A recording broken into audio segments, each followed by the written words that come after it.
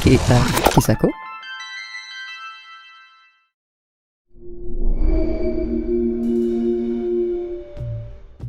Les ondes gravitationnelles, mais qu'est-ce que c'est ? Une onde gravitationnelle correspond à un déplacement de la force de gravité, comme la lumière est une onde électromagnétique. Mais qu'est-ce que la gravité ? C'est Isaac Newton, en 1686, qui va donner un premier sens à la gravité avec sa théorie de la gravitation. Il émet l'hypothèse que la gravité est une force qui attire les objets en fonction de leur masse.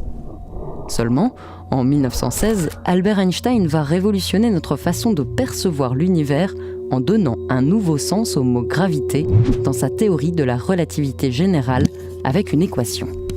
Il décrit la gravité non plus comme une force, mais comme la forme géométrique de l'espace-temps. L'univers peut être visualisé sous la forme d'un tissu élastique avec 3 dimensions spatiales et une dimension temporelle. Tout corps possédant une masse va déformer la géométrie du tissu de l'espace-temps. Les étalons de référence de distance et de durée dépendent de la déformation locale du tissu. Et inversement, une déformation dans l'espace-temps dicte le mouvement des corps. Les trajets les plus courts seront alors des courbes épousant la forme du tissu.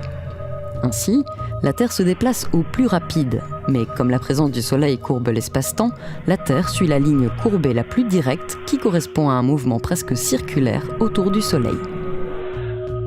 Seulement voilà, une singularité dans l'équation d'Einstein est pointée du doigt par les mathématiciens de l'époque. Celle-ci indiquerait l'existence d'une déformation si forte que le tissu de l'espace-temps serait tendu à l'infini. Ce phénomène serait rendu possible par des objets compacts, c'est-à-dire des corps de petite taille, mais ayant une masse très élevée en comparaison. Rien ne s'échapperait de cette sphère mystérieuse, ni même la lumière, ce serait un trou noir. Alors qu'au début il n'était qu'un problème mathématique, on s'est aperçu que de nombreuses situations extrêmes dans le cosmos comportaient un trou noir. La mort d'une étoile massive, le centre des galaxies, et peut-être même l'univers primordial. En comparaison du Soleil, un trou noir peut être 8000 fois plus petit et 30 fois plus massif. Si on pouvait prendre une cuillère de cet objet compact, elle pèserait près de 10 milliards de tonnes. À l'approche de ce trou noir, la déformation de l'espace et du temps est tellement altérée que les objets et la lumière y sont engloutis et que le temps s'écoule extrêmement lentement du point de vue d'un observateur lointain. Et donc, l'univers n'est pas régi sous une horloge universelle, comme le pensait Newton, mais chaque partie de l'univers possède son propre temps. La coalescence et la fusion de 2 objets compacts, tels que les trous noirs, engendrent une suite de vagues déferlantes sur le tissu déformé de l'espace-temps. Ce sont les ondes gravitationnelles. Leur passage entraîne une distorsion de l'espace-temps sous la forme d'une contraction suivie d'une dilatation qui se propage à travers l'univers à la vitesse de la lumière.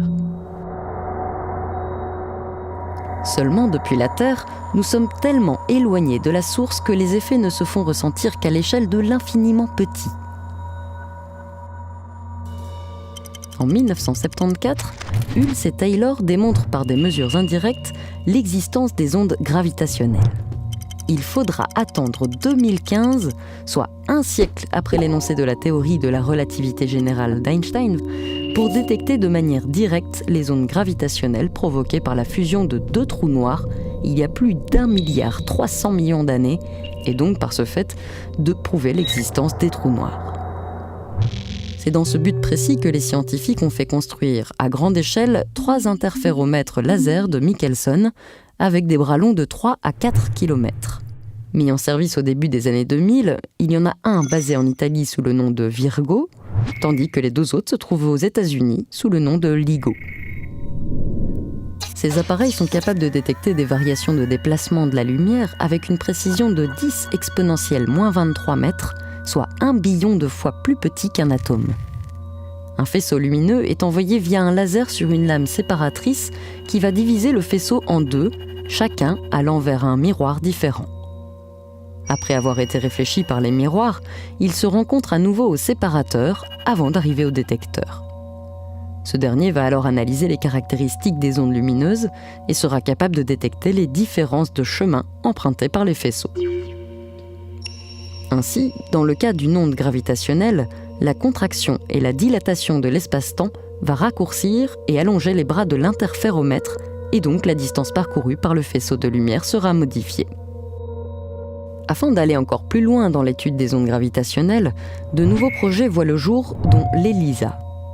Il consiste à mettre en orbite un détecteur d'ondes gravitationnelles composé de 3 satellites séparés par des millions de kilomètres d'ici 2030. Il y a aussi l'Einstein Telescope, qui sera peut-être construit en Belgique et qui permettra de sonder l'univers invisible à des distances encore bien plus grandes et avec une précision inégalée. Si la lumière peut être bloquée, rien n'arrête les ondes gravitationnelles. Leur étude permettrait alors d'accéder à des recoins de l'univers encore inaccessibles.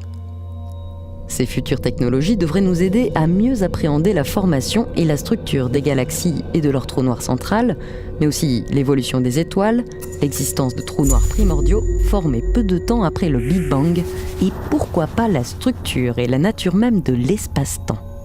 D'autres types de détecteurs d'ondes gravitationnelles sont envisagés en utilisant par exemple des champs magnétiques intenses. Comme ils peuvent aussi servir de générateurs d'ondes gravitationnelles, cela nous amènerait un jour peut-être à produire et étudier en laboratoire des champs gravitationnels fabriqués par l'homme.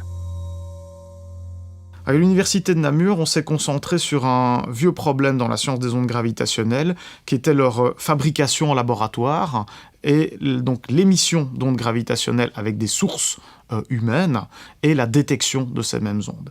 C'est un vieux problème parce qu'il est techniquement très difficile. Tellement difficile qu'on a préféré, dans la science des ondes gravitationnelles, se concentrer sur la captation des signaux venant de l'espace qui sont plus puissants. Maintenant, les techniques qui ont été développées nous ont permis de reprendre le problème et de modéliser des nouveaux détecteurs à ondes gravitationnelles et de déposer en fait 2 brevets qui sont des dispositifs originaux d'antennes à ondes gravitationnelles pour la génération de ces ondes en laboratoire. Ces dispositifs sont aussi associés à des dispositifs spécifiques de détection, également brevetés, qui utilisent des technologies de stockage d'énergie magnétique assez originale, assez innovante dans l'usage qu'on va en faire pour la science des ondes gravitationnelles. L'idée derrière ce brevet, c'est d'essayer d'avancer sur ce problème du contrôle de la gravitation en laboratoire, c'est-à-dire de la fabrication de champs gravitationnels, d'ondes gravitationnelles en laboratoire, d'abord pour tester cette science qu'on n'a jamais faite, à part avec des signaux qui viennent de l'espace, on l'a jamais fait avec des signaux du laboratoire, et puis peut-être un jour, ça c'est le vieil objectif de cette question-là, peut-être communiquer avec des ondes gravitationnelles, comme on le fait avec des ondes électromagnétiques, ce qui demandera un développement technologique tout à fait intéressant et potentiellement très porteur.